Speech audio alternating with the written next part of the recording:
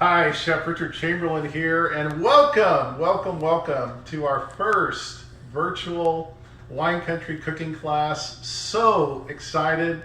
Jeff, I'm here with my partner, Jeff Barker. We have sold out tonight, and God, what a blessing to have so many people come through the restaurant, get their 3 courses of food, their beautiful bottle of wine, and join us for this fun wine country cooking demonstration tonight. And we're just so happy to have you, and we're so thankful for you also. Thank you.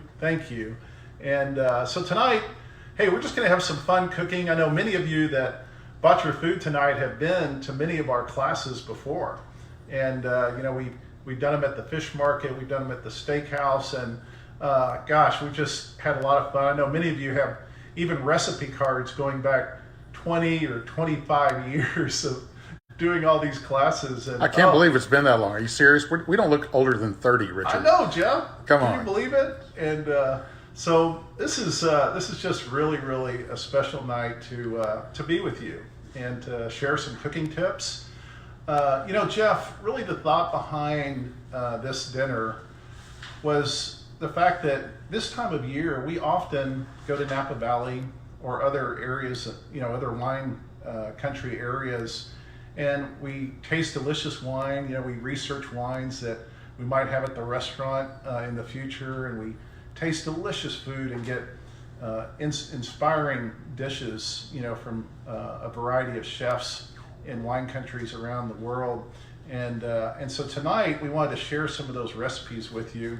The first course that you're probably having, and I also wanted to say, many of you are wondering, how to reheat this food. And I'll say, so the first course, the corn soup, very simple. It was made literally a few hours ago before you picked it up. And it has a perfect puree on it. So all you really need to do is put it in a little saucepan on medium to medium-low heat, bring it to a boil, and it is ready. Now the shrimp are already cooked. They're nicely seared. And then there's a little basil, fresh basil and basil oil in the bottom of the ramekin. So put those on a little plate, pop them in the microwave for maybe 30 seconds. And then I'm going to show you the presentation in the bowl. But let's get started on this recipe. Fantastic. Okay, so Jeff, I do have to say, this is the first time I've used this pan. It's a beautiful pan. Look at that thing. My wife bought this for me for Christmas, a whole set of all clad. Those are beautiful.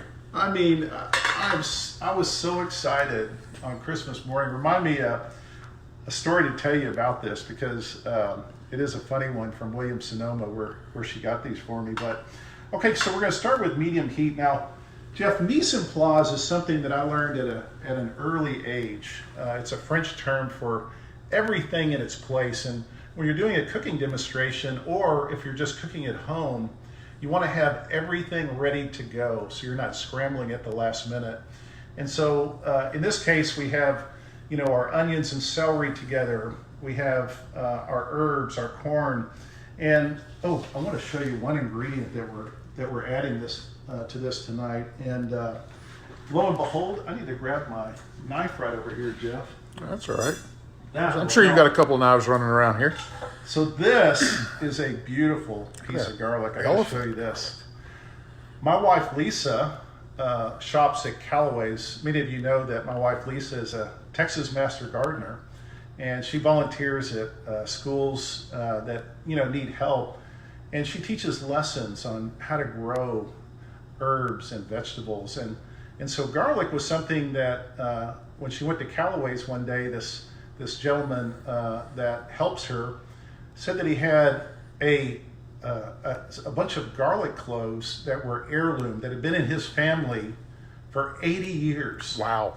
And so he had literally grown hundreds in his garden, and so he gave us some of these cloves to plant. And last year we grew them, and we still have some of these in the refrigerator. But this is elephant garlic, and so it's not quite as intense. It's actually a little more wild. I'm going to use half of this garlic for this first dish, and the other half for the short rib later. It all starts with crushing this garlic to release the oil here, and then just a little dice Richard, are elephant garlic, any different than regular garlic? Are they more flavorful or more pungent? Or are they milder? Yes, Jeff. So elephant garlic is more mild. Okay. When I smell this, I don't get this super intense garlic smell. It's really a very subtle, beautiful garlic smell. Oh, I want to say hi to a few people. Steve, getting a phone call? We were. Somebody was calling in to ask about elephant garlic, I think. Somebody called me. Well, I thought my phone was on silence, but yeah. Okay. Hey, it's part of life. It is. Hey.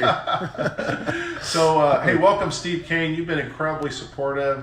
Shauna Lambert, love you. Kirk Knowles and Mark Johnson. I heard you picked up some short ribs tonight. Love you, brother.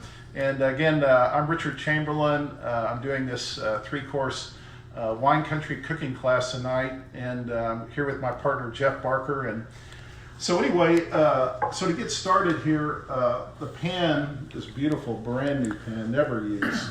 Oh, I love this pan. I love it. It's never going to be the same though, Jeff. Nope. So first, celery and onions go in.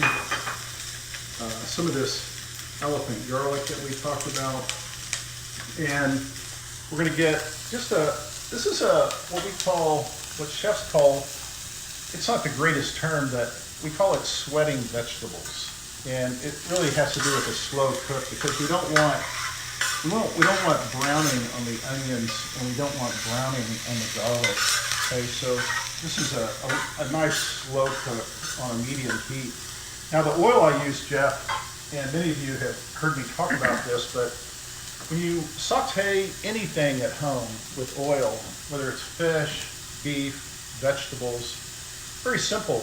Buy a nice quality extra virgin olive oil and buy some canola oil. And in this case, fill it up to here with canola oil and then up to here with extra virgin. So it's really 3 parts canola, 1 part extra virgin.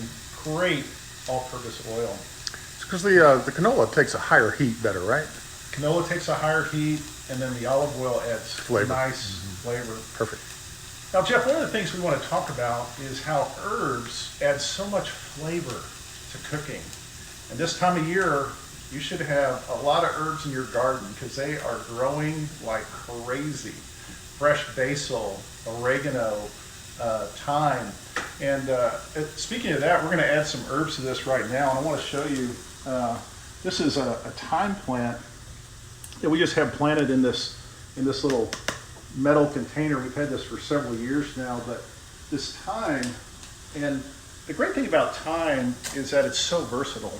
This is one of the herbs that you have to have in your garden, have to have it, because it goes with everything. It goes in every stock that you make, it's going to go in every soup, and really it can go on any protein, because again, it's subtle, it's not overpowering, it just marries flavors together. This I wanted to show is one of my favorites. It's a bay laurel, and this bay laurel or bay leaf grows great in North Texas. Now you have to, when you plant these plants, you can buy them usually only this time of year at Callaway's and other garden centers, and you plant them, keep them moist, not overwatered, and then in the wintertime for about the first 3 years, mulch them really good, because they can, if the roots freeze within the first few years, you might lose the plant.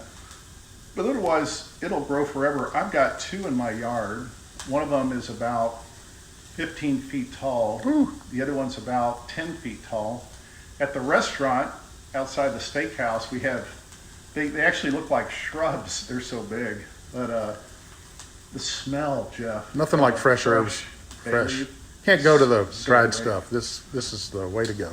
And then this is something we're going to be using for the short rib, and this is called Mexican mint marigold. And I love this herb so much. Really one of my absolute favorites.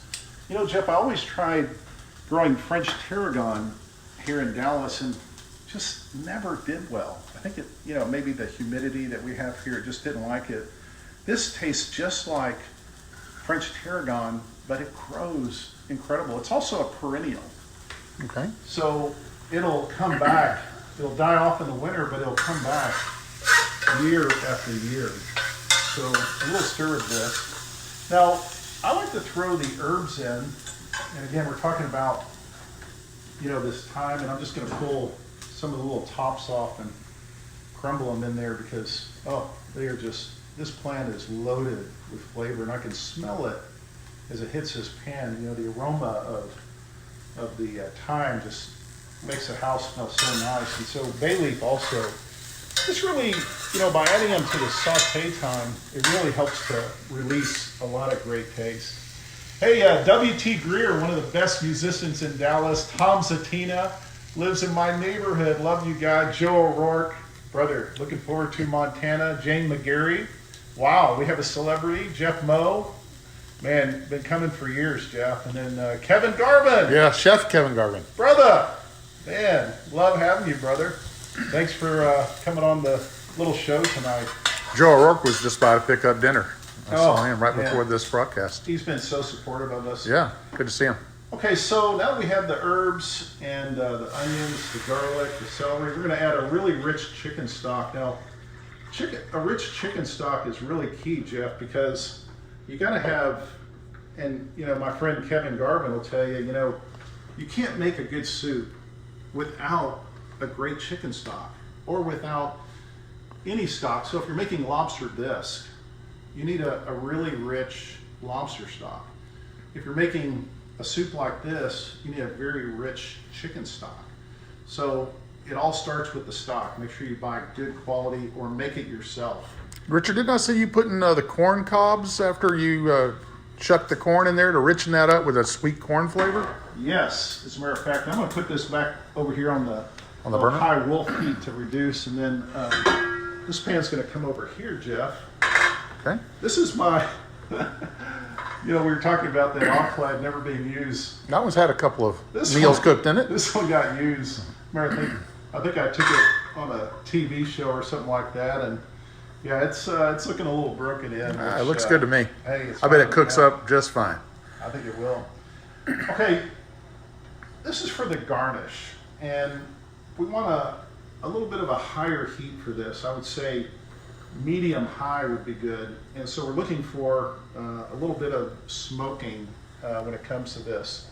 And I know a lot of people are just joining us, so I just wanted to with Chamberlain Steak and Chop House, and I'm doing a 3-course cooking class with featuring this nice wine country food, great inspirations of corn soup with spicier shrimp, and we're moving on to A-Bar Inn Ranch Wagyu Beef Short Rib. And I'll just say A-Bar Inn is one of the best brands of beef out there. They're only an hour north of here. Local. Yeah, and we were one of the first to carry them in Dallas. Very small producers. Good people up there. Oh, great people. And Katie and her dad, just dear friends. And they've supplied us with just amazing, amazing beef. Now, so Jeff, when we start getting a little smoke coming off of that, we're going to add this corn that was fresh cut off the cob. Pieces here, and like Jeff mentioned, we actually use it in the stock as well because it adds a real great corn taste and a little bit of sweetness. It's very, very good. Okay, now look at that smoke coming off. So I can put this in. Well, that's a hot. We're gonna start putting some char on this, and then I'm going to add some of this other corn to the soup over here because we want to get a nice amount of soup. Matter of fact, let me do this. Let me add a little more corn, a little more of this corn to the soup, and then we got plenty of garnish here. Plenty of garnish. Let's see. We got a question here. William Neal Carpenter. Several people have asked about my wife. Well, my much better half, Lisa Chamberlain, is wonderful. She's doing great, and boy. I don't know what I'd do without her. She's really, really wonderful. It's like a little sister to me. Oh my gosh. I love her. She's just the greatest. All right, so Jeff, one of the tricks here to getting good char on this corn is as it's searing, you don't see me stirring it, right? No. So we wanted to get a good caramelization and char on the outside of it, and you know, this will actually, some of this corn might start popping out of the pan here. Like popcorn? Look at it. Yeah, it's popping. Yeah, and just look at it. You know, when you get this browning, it just adds extra flavor. So want to just, you know, make sure it has good contact, make sure the heat is really good. Let me hit it with a little fresh ground pepper and then some sea salt, just like that.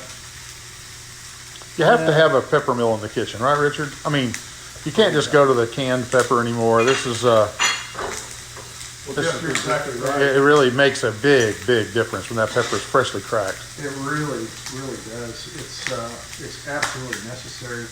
Boy, that pan's never going to be the same either, Jeff. All right. That's all right. Lisa's like, oh my gosh, your pan. So, can you smell that corn charring too? So this is a good time. You know, my wife taught me a long time ago not to dirty too many dishes while I'm cooking, and so. Is that because she cleans them up? I mean, I'm not going to say that, but yeah, she does. So a little chili spice on the outside of the shrimp. The shrimp can go in.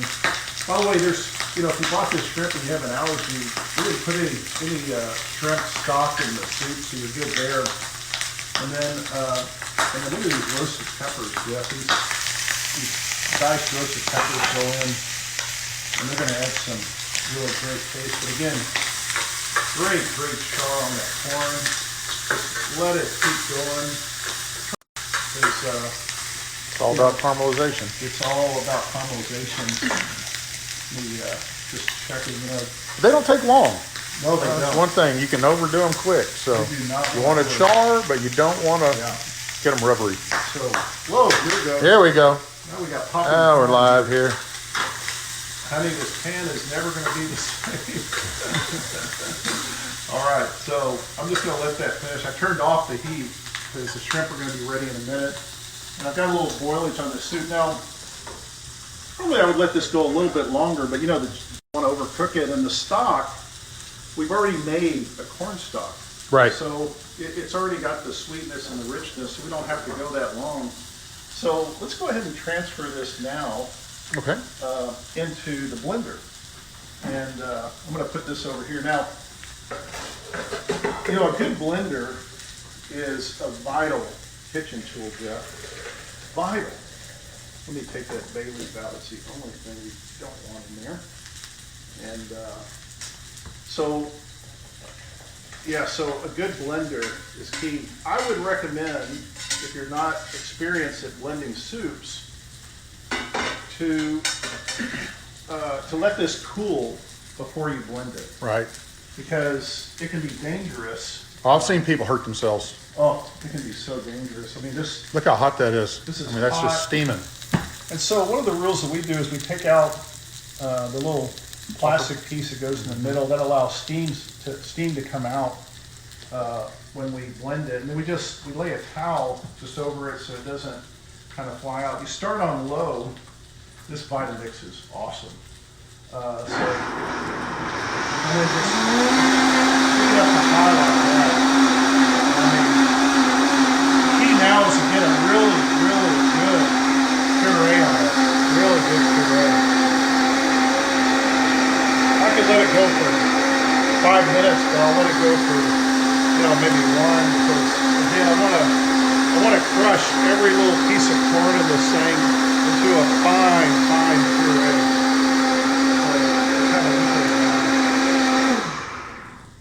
I also want to add, I've got my fresh ground salt and pepper right here also.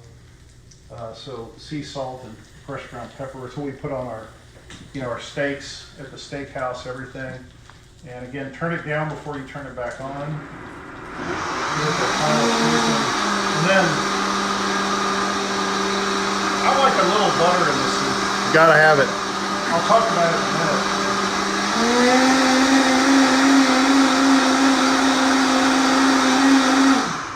Beautiful.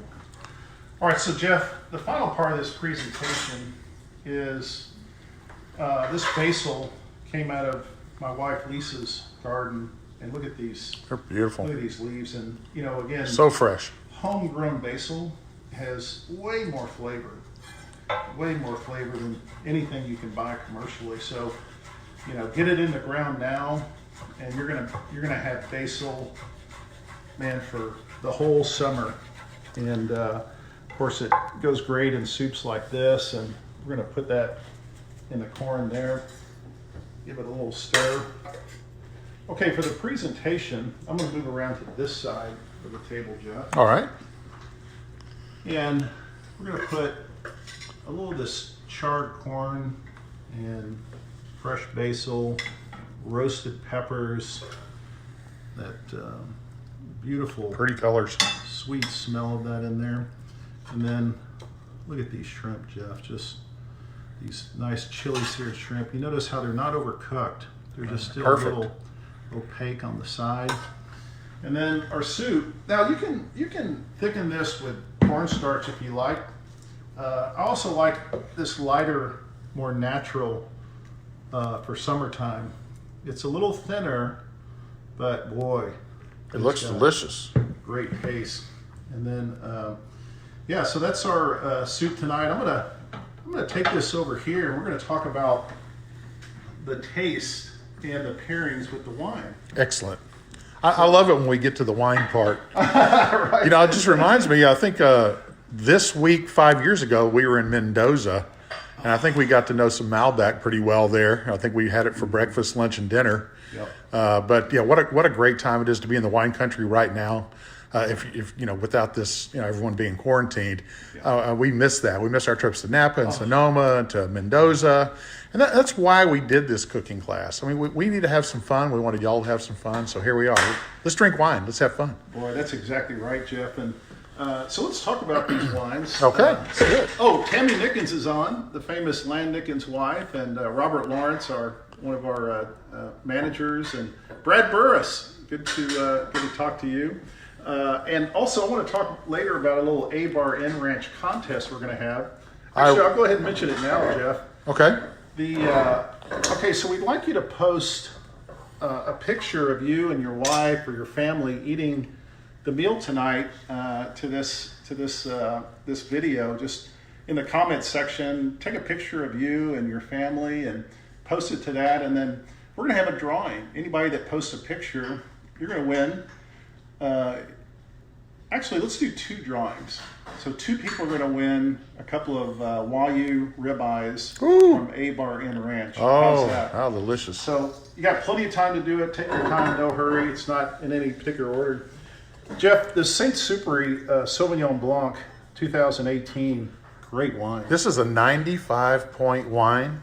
This winery is right there on the highway coming through Rutherford. I mean, its neighbors are like Inglenook, and Camus is around the corner, Round Pond. These people, in my opinion, make some of the best Napa Valley Sauvignon Blanc there is. Obviously, the critics love it with the 95-point rating. It doesn't have any of the sharp edges that some Sauvignon Blancs do. It's not real herbaceous or to have too much pineapple in it. It's smooth and succulent and delicious. It should go fantastic with this soup. Why don't you pour up a glass up there, Richard? Oh, look at this. We got a fancy wine opener. Yeah, so, I've got all kinds of wine openers. I happen to be a wine fan, if you can imagine that. A nice traditional one. I think my friend Kevin Garvin gave this to me. As a matter of fact, this he's is watching right now. 2 years ago. And then, of course, we got the heavy machinery here. Yeah, the rabbit. This can really rock it out. But one of my favorites is this cork pops. And so there's a little cartridge in here.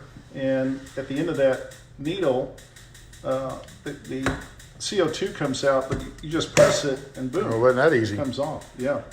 So I love that little thing. Now, Jeff, I'm going to pour up some of this Sauvignon Blanc because, hey, if it's a 95 rating, It is. I got to have some of that.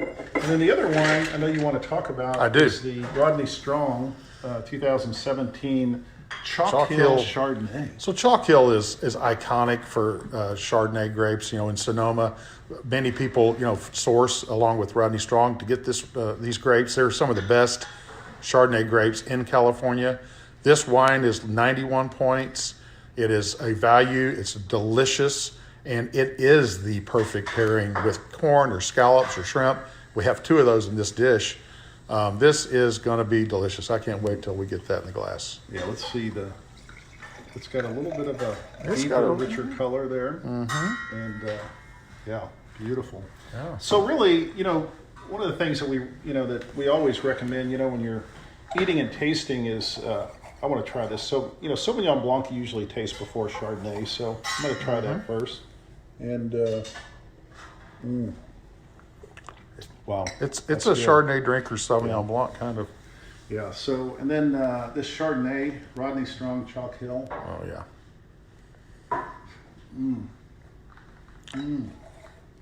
Really beautiful. Many of y'all have these wines, because they were part of this dinner tonight. So. I hope you're enjoying that soup. I really like it. Again, the fresh corn taste is so key, and the sear on the shrimp. So I'll say again, I'm Chef Richard Chamberlain. If you just joined us, doing a 3-course wine country cooking class, and we are really, really enjoying having you, and we appreciate all your support. And we're getting ready to start the next course, which is the A-Bar-N beef short rib right after So I'm going to ask you a question while you chew that bite here. So I know a lot of people at home came by and picked up the soup. What's the best way to reheat this? I know it's really simple, but just so people, do it and get the best out of it. So the soup it has a perfect puree. It was literally pureed right before you picked it up, so it has a real fine emulsion. So you don't want to really over boil it or cook it. So I would recommend putting it in a saucepan, just bring it up on medium heat till it just comes to a simmer, just hot enough. Heat the garnish, the shrimp, put it on a little plate. The garnish and the corn just in the microwave 30 seconds just to warm it up. Put it in the bowl, drizzle it in. Enjoy. Perfect. So, okay, hey, let's go back to the kitchen. All right. And wow, I've got a little reset here. Well, and the magic of television that right looks there. so Look good. at that.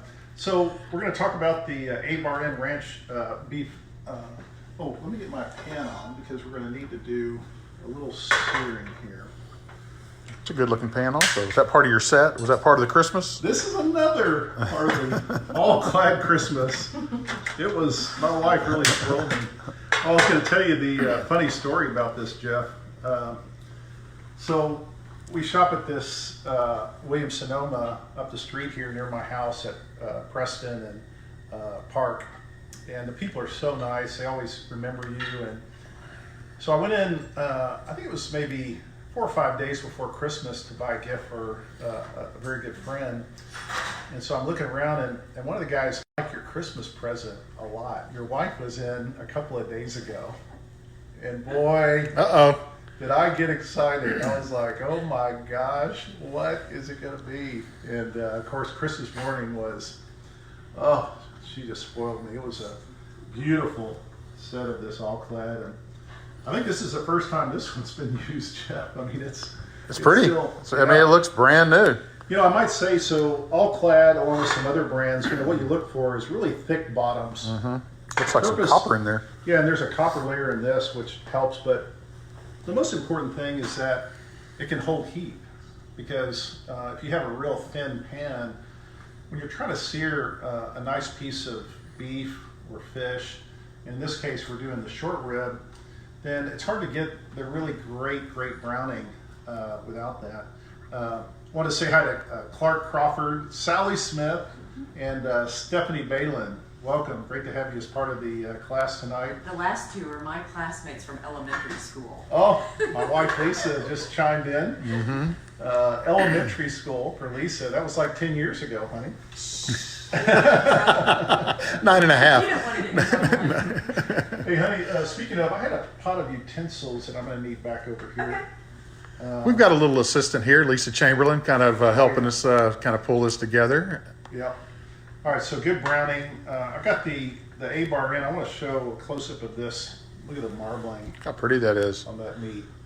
And this is about 8 ounces is what our portion size is. Let me get a pair of tongs. We've got a lot of tongs in here. We're coming here live on Facebook in Richard Chamberlain's kitchen.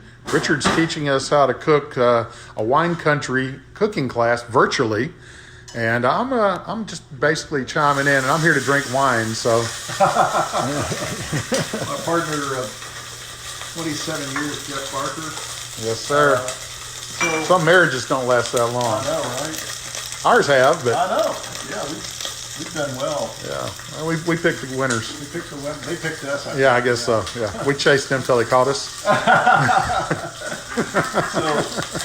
So we're getting that good browning on the outside of the beef, and again, you want to make sure that you don't turn it too fast because the beef, when it goes in, it can be a little cold. This we took out out of the refrigerator about 30 minutes before, and that way the beef comes up a little more to room temperature. And so when you put it in the pan, it doesn't cool it down so fast, and it allows for better browning. Now the browning does two things. A, it adds flavor to the beef, and B, it leaves a little protein on the bottom of the pan, and then when we make our sauce later, then you can really have a lot more richness to it. So You really need to brown it up, though, don't you? good browning for that. Yeah. There we go. Now, the next part is called a mirepoix vegetables, and we kind of helped these along earlier with just a little saute and roast in the oven. So a mirepoix vegetables is basically celery, onion, carrots, garlic, and then the herbs are similar to what we used earlier. This fresh thyme and bay leaf. Hey, Richard, say hello to Stephen Doyle. Hey, Stephen Doyle. Man, Crave. How you doing, Stephen? Jeff Yeah. Barker here saying hi. Great to have you as Of part course. of it, brother. I think Kevin Garvin's just been following along. He wants to know what the cut of meat is. I'm not sure if he's pulling our leg or not, but it's a short rib, of course. Yeah, the beef is a beef short rib, and from A-Bar Inn Ranch. You know, we were one of the first to carry A-Bar Inn here in Dallas, and they've just done such a great job for us. They don't rush the beef. It always has incredible marbling, and yeah, just very thankful for them. So Jeff, on that note,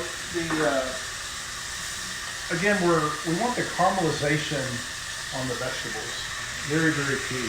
Getting that good browning on there is, you know, part of what vegetables, beef, everything gets good browning. And so I'm going to take the beef out now and just sit it on my cutting board for a second, because the next part is building flavors, and it starts with a generous amount of a good rich red wine. So I like to use a nice Cabernet in this, and then I'm gonna really crank that heat up and reduce that down. So again, Chef Richard Chamberlain here. If you just joined us, I'm with Chamberlain Steak and Chop House. We're doing our 3-course wine country cooking class, and we're cooking fun food and drinking really nice wines that were hand selected, all over 90 points, so great value. And yeah, Brenda Brown Dickey, great to have you. Susan Sherman, my cousin from Victoria, Texas, great to have you.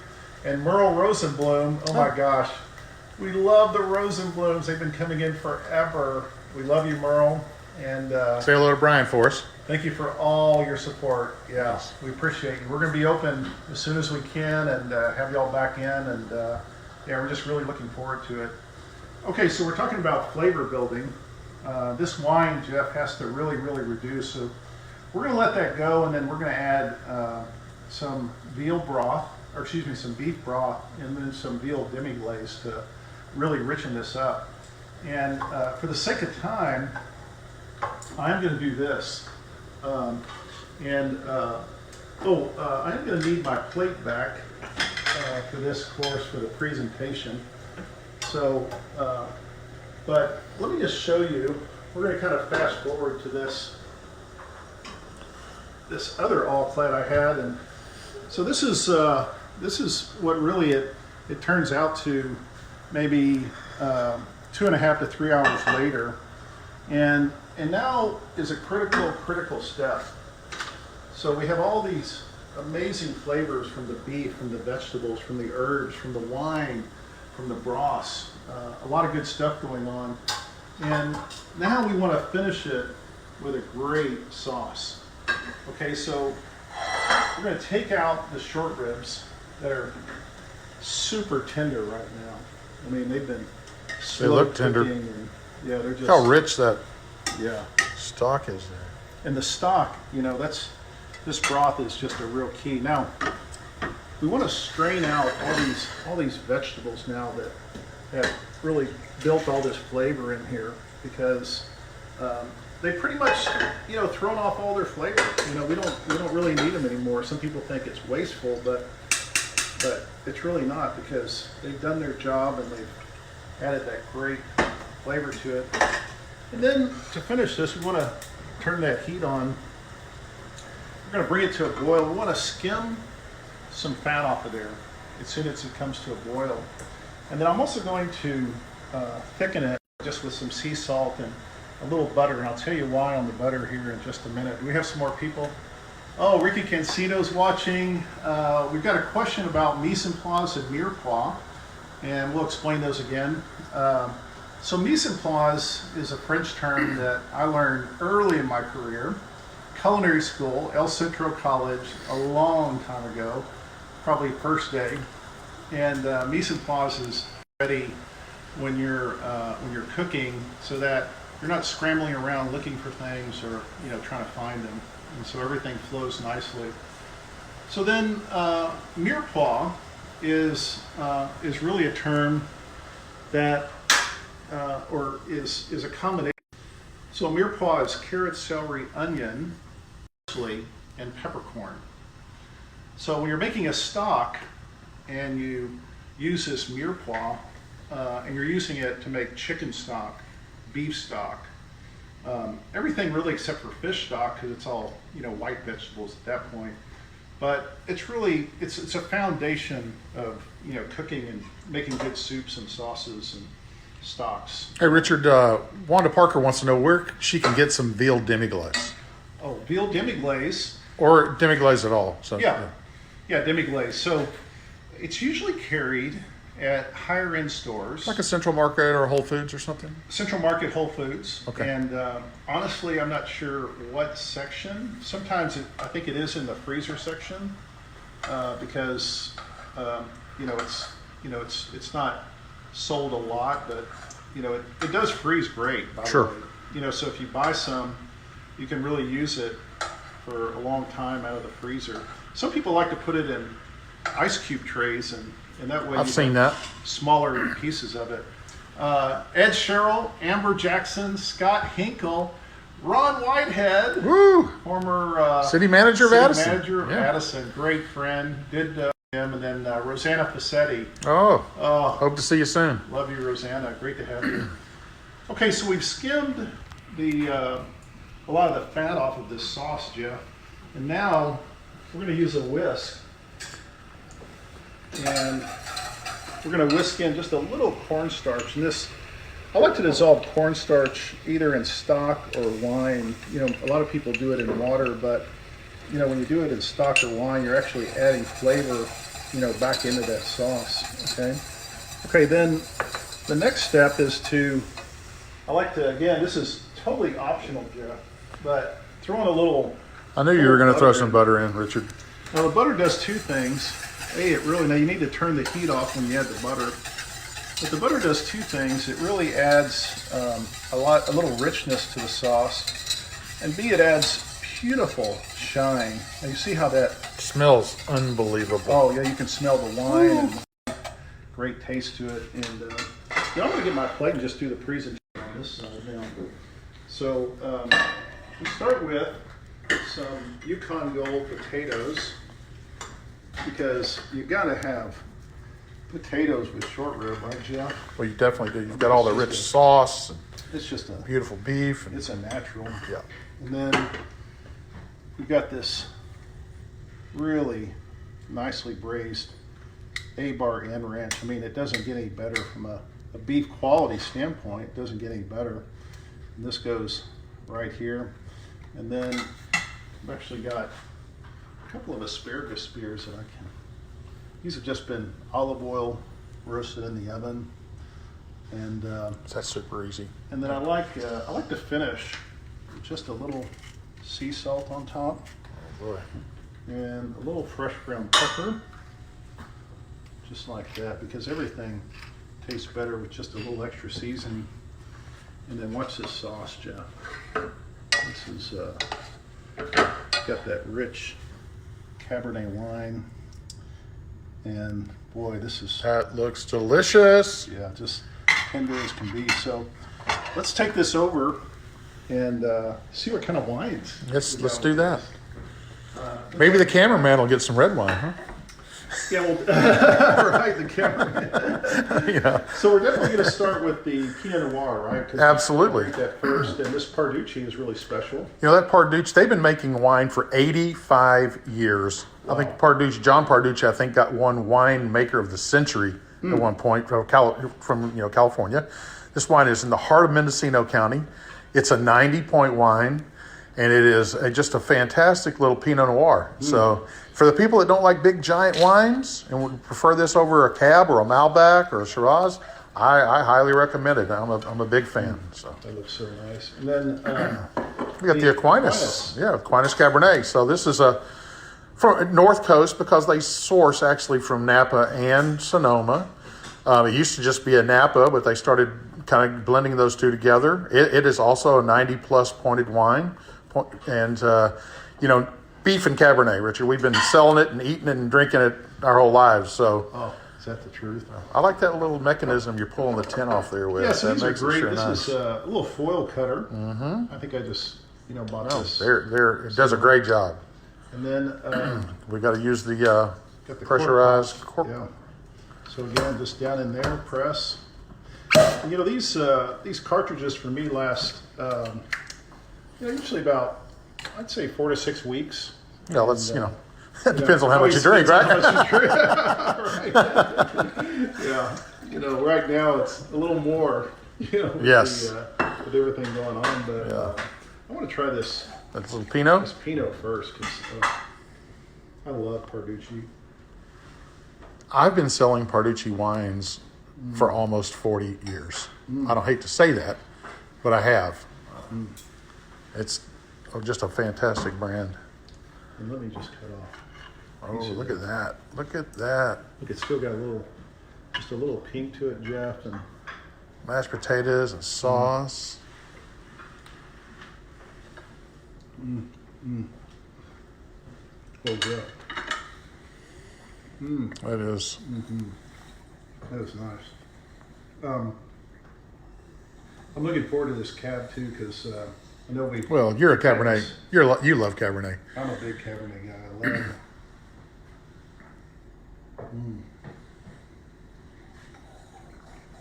Oh, what's beautiful about that Cabernet? Some cabs tend to be, wow. I'm experiencing the finish in that cab, Jeff. I think the fact that they're, because, typically the Cabernet grapes grown in Sonoma are a little bit milder or not as robust as the ones in Napa. And I think the winemaker's trying to, get a little bit of both in there. The subtleness of Sonoma, the boldness of Napa when it comes to Cabernets, and doing a really nice job. Obviously, it's had high ratings, and it's really nice. Yeah. Well, again, I want to say thank you so much for everybody that's joining us. We have one more course, which is a dessert. It's a very simple course. We're just going to do a little crisp with blueberries and blackberries, and then the topping we're doing with walnuts and oats, somewhat traditional, and then as a little bit of a twist, lavender. And I wanted to say, Jeff, we have some guys that grow mushrooms out in East Texas for us. We do. And they bring our mushrooms in twice a week, shiitake, oysters, creminis, and they are just Beautiful.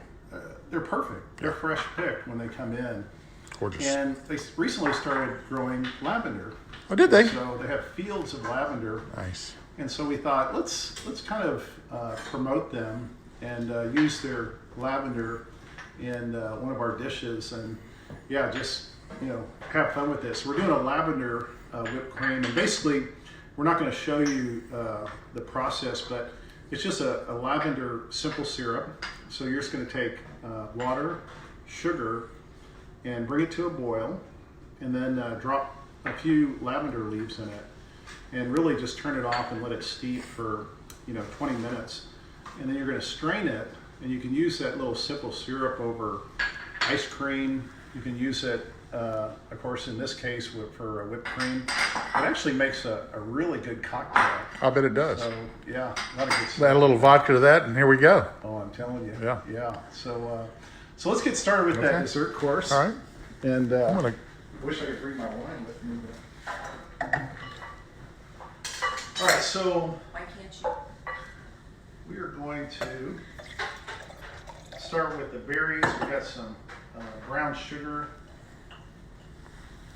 and then I like a little cornstarch in this, Jeff, because it helps soak up the liquid a little bit from the berries when they throw off all their juices, and so when it bakes, it really thickens up a little better. A little touch of cinnamon, and if you're reheating this from picking it up at the restaurant, just a 325 degree oven, just till it's hot, and it eats really good. Now, a little lime juice goes a long way with this. I like a little citrus in it, so you could use lemon if you have it, but lime is, to me, just really good. And I also like a little lime zest. So I love the zest.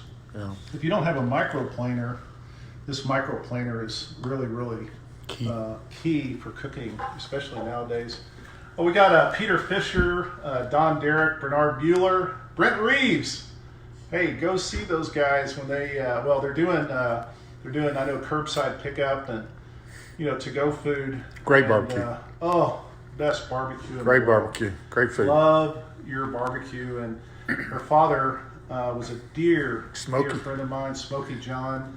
And it's Smokey John's Barbecue down off of Mockingbird. If you haven't been, definitely get down there. And then Brad Popoff, great friend from Prestonwood Church. Love you and praying for you guys. Okay, so we've got our sugar, cornstarch. Now let's make the topping, Jeff. All right. And this, of course, every good topping starts with butter. So we have just some slightly softened butter. We've got brown sugar. And then a little flour, and the flour just helps to, give it a good crust. And then oats.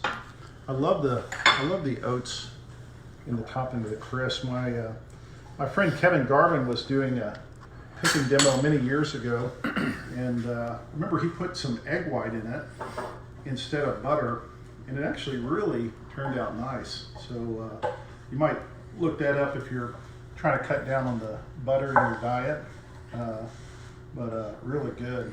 And then we have walnuts that are just lightly toasted.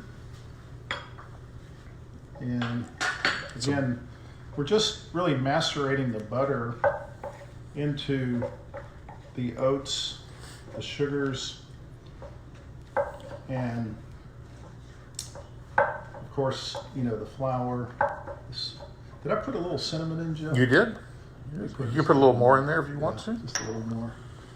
And again, you want it to be crumbly.